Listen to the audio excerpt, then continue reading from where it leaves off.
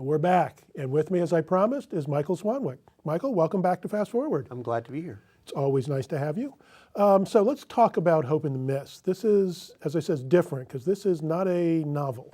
No, this is a nonfiction book. It's a slim volume, 112 pages, I think. And it's an essay about Hope Mirrlees. Hope Mirrlees was one of the best, most important fantasists of the 20th century. And she led a very mysterious life. A few years back, I just didn't feel like working.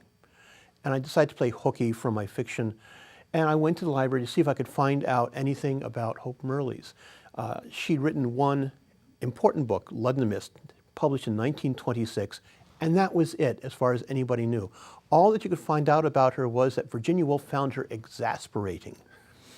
So I went to Virginia Woolf's diaries and letters, and I copied down everything she'd written about Hope Mirrlees. And then I went out from there and discovered that she was a fringe member of Bloomsbury, obviously.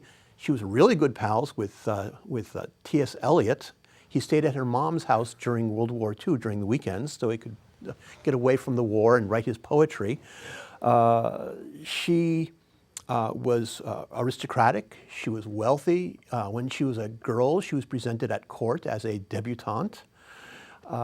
She was quite an extraordinary woman in many ways, and although she wrote 3 novels, a number of essays, and so forth, she wrote only the one novel which is magisterial, and she also wrote one poem called Paris. It's a 22-page poem. It was published by Virginia and Leonard Woolf on their tabletop press. It was number 5 in the Hogarth Press checklist. And every serious critic who has considered the poem, and not many have, is absolutely convinced it was a strong influence on the wasteland. Whoa. So I just went, who the heck is this woman, and how could how could she have produced 2 such disparate works and such marvelous works too? Paris is an extremely modern poem, and encountering it is like encountering the wasteland for the first time with no preparation. You just don't know what to make of it. The first several times I read it, I had no idea if it was any good or not. I have probably read it 100 times by now. And if you read anything 100 times, its faults all come up and rot in your face. You will not mistake that for a good work of art. I'm convinced it's a good work of art. Wow. And obviously, nobody else was interested in Hope Mirrlees because you couldn't get anyone to do any introduction to the book or do any illustrations for it. Okay, as you know, Neil Gaiman, who is a fellow Mirrleesian, wrote the introduction to the book, and we got Charles Vest to do an illustration for it. You can find it, actually, the sketch for that online on my blog, floggingbabel.blogspot.com. It's just a wonderful sketch. It's amazing. It's an amazing sketch. It encompasses some 12 different aspects of the novel. I should talk a little bit about Lud-in-the-Mist, what it's about. Please, because I'm ashamed to say I haven't read it. It was a very strange book when it was first published, and it's gotten stranger now that we have commercial fantasy. The hero of the book, Nathaniel Chanticleer, is middle-aged, podgy, secretly in love with death, complacent, married, unhappily, and he's the mayor of the town. You can't do a fantasy novel with that. This is not your young farm boy who's secretly the king. You know, not at all standard. And it's not about a war between good and evil. It's Dorimere. It's a sleepy little country, and it borders fairyland. But there's been no commerce between the 2 countries for hundreds of years, and the people will not even speak the name. It's an obscenity. The vilest thing you can call a man is a son of a fairy. And at the time of the novel, the complacency is broken when somebody begins smuggling fairy fruit into Dorimere and feeding it to the children. And the results of tasting the fruit, madness, addiction, and death. And from this simple beginning, Hope Mirrlees wrote an extraordinarily accomplished work. It's as Neil said, it starts out as a pastoral, it becomes a travelogue, it becomes a murder mystery. You never have any idea. The first time you read this, you will have no idea what's coming up next, because she's always surprising, but also always in control, always in command. That's a very sure hand on the reins, and you just know that this will end well. And it does. It's a serious work of art. Wow. And this was published in the 20s? 1926. Wow. Now, when did you first read it? I first read it in 1970, and that was part of Lynn Carter's fantasy masterpiece series. Now, Lynn Carter, in his introduction, said that he had been a fantasy fan all his life, and he had never heard of it until he started this line and saw a friend of his, a fellow collector, said, "Here, this is another book you should publish." And he said, "Where did this come from?" It kind of came out, it went out of print. Hope Mirrlees was rich. She didn't need to bring her stuff back into print. And something very similar happened with Paris. It was published in an edition of 175, and it did not sell very well at that.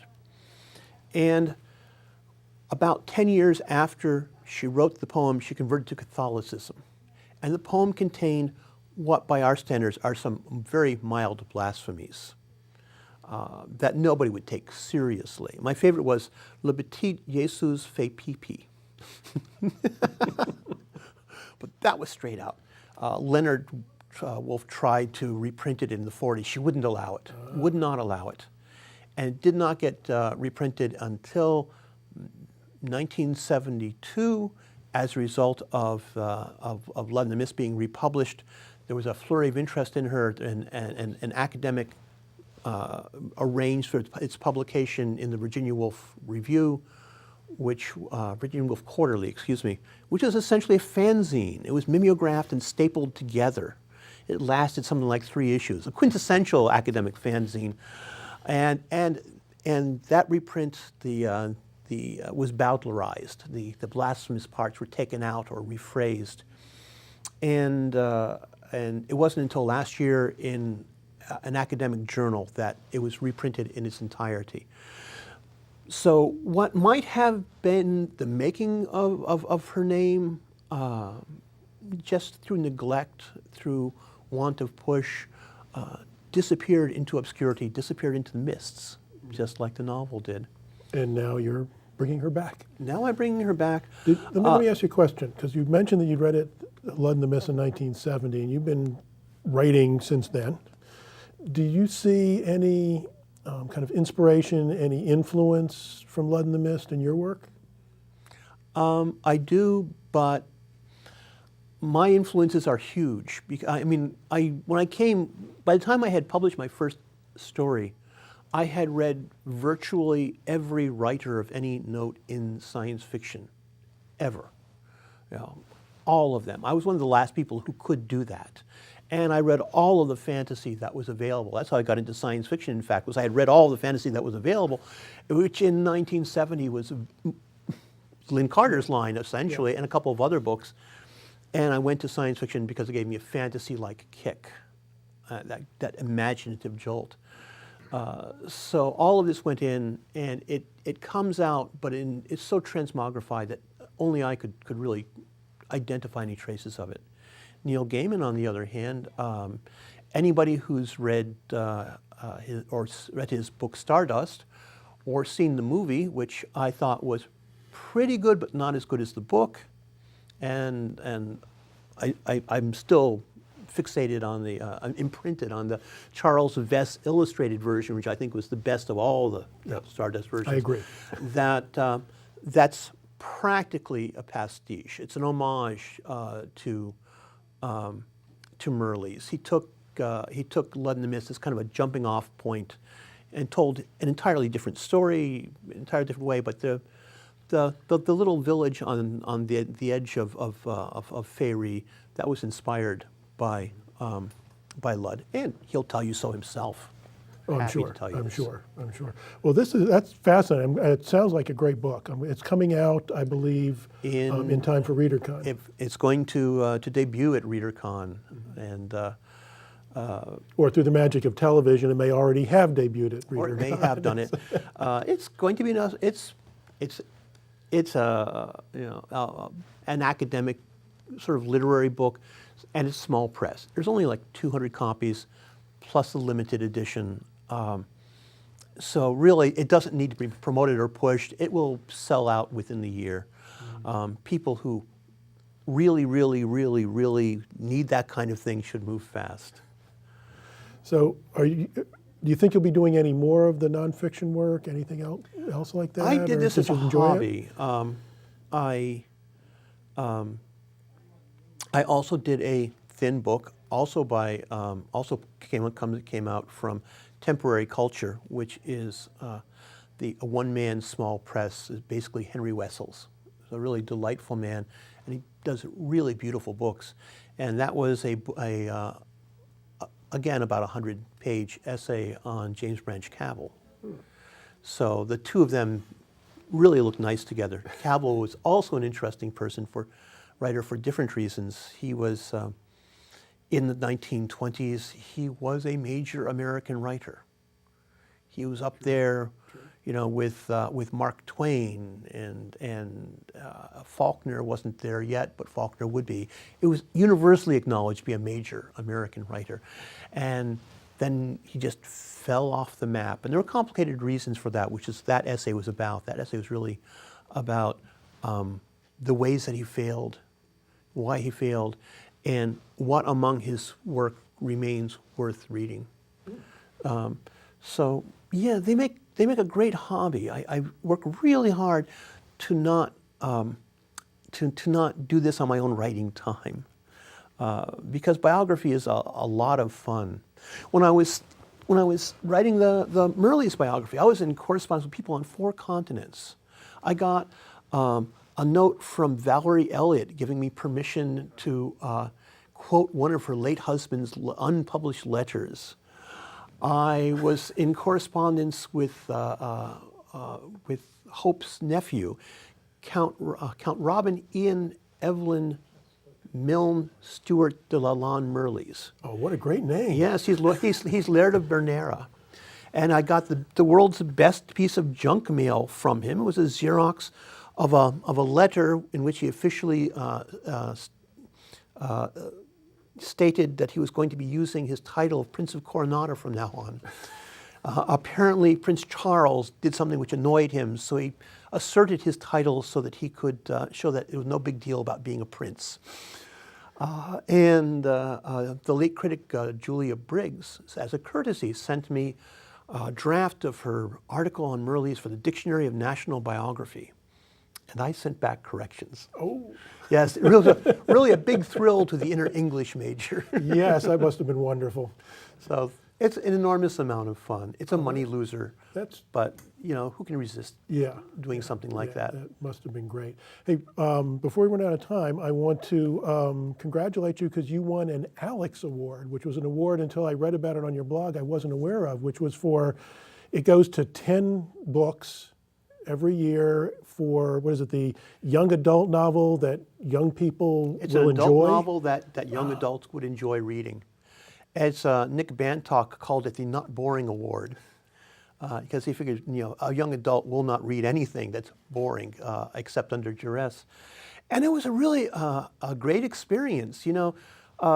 To win an award, it's a big thrill, but also it feels a little unclean because you've beaten somebody, you've defeated them, and that's of course not what writing is about, But to be one of 10, you feel like it's suddenly you've just been given this instant community. You're one of a group of people, and they must be great people because their books would really appeal to teenagers who are a really worthy audience, actually. It's very open-minded. You can bring in lots of surprises on them. It doesn't bother them.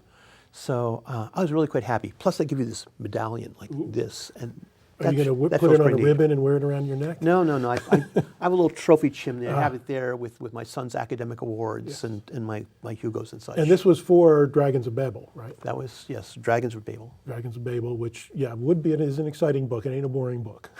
Well, and there's a section in the middle of it when Will is living with a number of elves in the basement in the subway system of the Tower of Babel, and riding a motorcycle through the tunnels, being a hero, which